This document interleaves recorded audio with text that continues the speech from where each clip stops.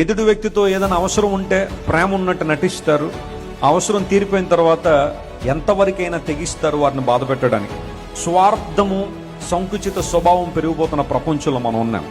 ఒక చిన్న నింద నీ మీద పడగానే, ఒక చిన్న ఒంటరితనం గుండా నువ్వు వెళ్లాల్సి వచ్చినప్పుడు, లేదా ప్రజలు నేను రిజెక్ట్ చేసినప్పుడు, నీకు క్యాలిబర్ని, నీ ఓల్డ్ని తక్కువ చేసి మాట్లాడినప్పుడు ఎందుకు కృంగిపోతున్నావు?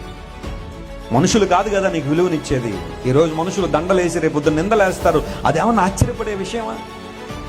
ఈరోజు నిన్ను బాగా పొగిడిన వాడే, ఏదో అవసరం ఉందని నిన్ను పొగిడిన వాడే రేపొద్దు నిన్ను నడి రోడ్డు మీద తీసుకొచ్చి అవమానించే పరిస్థితులు రావా? వస్తాయి. మనుషుల ఒపీనియన్స్ మీద, వాళ్ళ యొక్క వ్యాలిడేషన్స్ మీద ఎందుకు నీ జీవితాన్ని కట్టుకుంటున్నావు? Trust God.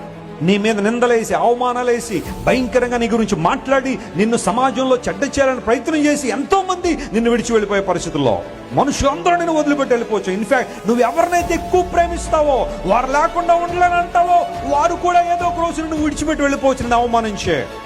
But God will never leave you. దేవుడు ఎప్పుడు నిన్ను వదిలిపెట్టడు. ఆయన